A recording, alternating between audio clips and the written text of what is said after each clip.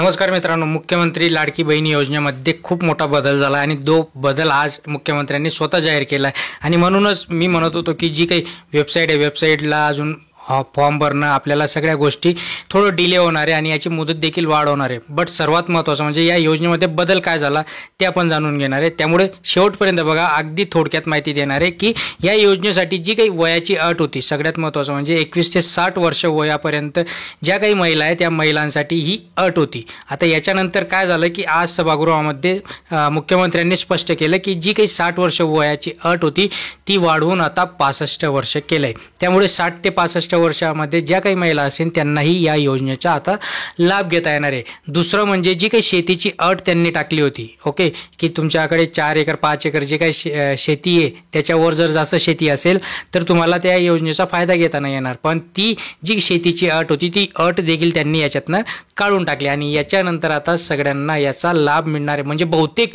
याच्यामध्ये क्वांटिटी अजून वाढणार आहे. आधी म्हणजे अटी आणि शर्ती ज्या काही सांगत होते की 65 वय नंतर शेतीची अट, आता या दोघं अटी शिथिल करण्यात आल्या. आता या योजनेसाठी मित्रांनो जे काही आपण सांगतोय की 15 जुलैपर्यंत याची लास्ट डेट आहे.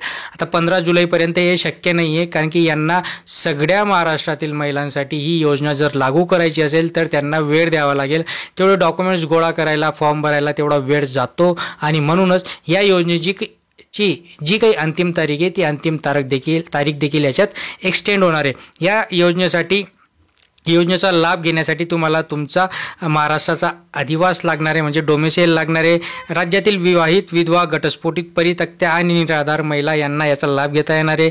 वयाची अट होती, बँकेचं खातं पाहिजे, कुटुंबाचा वार्षिक उत्पन्न 2.5 लाखापेक्षा जास्त नसावे. कुटुंबाचं म्हणतोय मित्रांनो, जो काही GR आहे तो कुटुंबाचं म्हणतोय आणि म्हणूनच जर तुमचं 10 लोकांचं जरी कुटुंब असेल आणि तुमचं जर वार्षिक उत्पन्न हे 2.5 लाखाच्या वर असेल तर या योजनेचा लाभ तुम्हाला घेता नाही येणार. आता या योजनेसाठी लागणारी कागदपत्रे: रेशन कार्ड, लाभार्थी महिलेचे आधार कार्ड, डोमेसाईल, उत्पन्नाचा दाखला, बँक खात्याचा झेरॉक्स, नंतर पासपोर्ट आकाराचा फोटो आणि जे काही नियम अटी त्यांनी घातल्या आहेत. तर सगळ्यात महत्त्वाचा मुद्दा हा होता की याच्यामध्ये वयाची अट आता वाढली, 65 वय, आणि शेतीची अट देखील काढली.